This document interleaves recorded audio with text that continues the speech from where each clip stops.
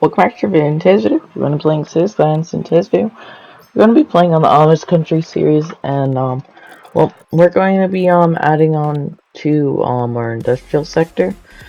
So now that we have a big rise in population, and we still have a big demand for goods. We have quite a bit of demand for industrial, so we're putting in a new industrial area over here. So I kind of set it up a bit in the last episode, but this is when we're like fully setting it up for everything. So I first start by putting in a cargo train station, so this way it can have access to our rail network, and well, then cargo can get around a whole lot easier coming in and from here. And then I brought the rail line into where our residents are, because I purposely put in a bypass station on the one line of commuter rail, just because in real life a whole lot of commuter rail lines share tracks with freight railroads, so I wanted to model that, and also I want to put in some sort of other cargo train station in the suburbs, like put in a small little industrial area and put one in with that. So I would just have it go along those tracks. But so I put in our furniture factory and 2 warehouses for panel timber and paper, because that's what's needed for them. And then I also put in a parking lot for the workers. And then I put in a one of the new warehouses that is a rail connection. So I connected it into a rail network up here. I had to expand it out from the where it started with the cargo train station, and then I just continued it on to the cargo warehouse, and then I just left it blank, I think. Maybe I might have set it up for something, but I don't think I did. And if I did, it probably wasn't anything like oh, I set it up for plastics, I think. And so the next factory I put in was the lemonade factory, and I put in more parking. And so I set the warehouse for glass, actually. That's what the lemonade factory needs. And then I put in some grain silos, because well, we need grain or crop for the lemonade factory. And then I hooked everything in with water. Put in a temporary power line too, just in this way the stuff could have power. But I did put in a little permanent substation here to connect it into our grid in a realistic way. And then I went to put in our last factory, which I honestly forget what factory this is, but it's pretty much our last unique factory that we have, until we obviously level up our areas, which we probably won't be doing much of that for oil or ore, but for forestry we will eventually do a bit of that. But so I placed it down, and then I placed down some concrete, just because I had to put in a turn here and I didn't want to just have an awkward spot of grass. Put in parking for it, and then I just filled in the rest of this little odd shaped area with concrete with the airport aprons, and so it just makes it look a whole lot more nicer. And then raise the production up to 150% on everything, and then connect that into water, and then well, then I place down warehouses for the stuff in it. And then I also put the aprons around the outer edge of the lemonade factory, just because it felt unnatural having a little strip of grass along the outside of it. So I just put that in just in this way it fit better, I guess.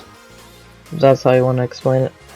And then well, I do this in a little bit, but I then also fill out the rest of our parking lots, especially along here, because the warehouse doesn't really have a whole lot of parking. And then because we have power issues from time to time, I want to put in another like power plant here. But so instead of this being a nuclear one, it's going to be coal. And this is very, very small. I just tried to squeeze it in here as much as I could, which I might expand it to where it's has like more stuff on the other side of the tracks, because I do put some stuff on the other side of the tracks just because of how little space we have.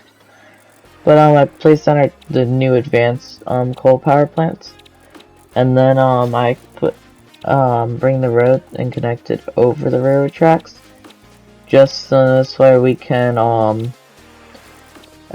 then we can place down a coal or an ore storage like building. And so this allows us to store coal, even though it's just ore that we've imported. Put in some parking along there, and I also put in the toll booth just because this would be like an area that's restricted to anyone other than personnel of the coal power plant. And so I just put in concrete in that open area, and then that was pretty much it, other than putting a fence around the entire facility. And I did just connect it up to the airport fence just because we're right there, and so it just made sense, I guess, in my mind. And then I just kind of used the backs of these buildings around here as I made them to where they were part of it, so this way it made sense a bit more to have the big concrete like slab there, I guess. And then I just put a fence along the railway line too, just in this way no one could just run over the tracks and then we'll get in.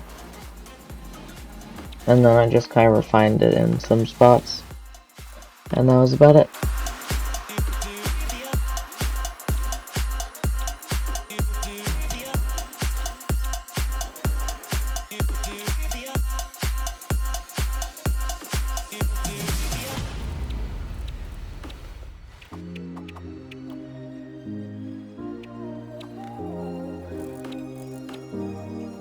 And then, because we're also starting to have some garbage issues, and also that we have no real garbage processing near here, or on the complete other side of the city, I figured I would put in a big recycling plant.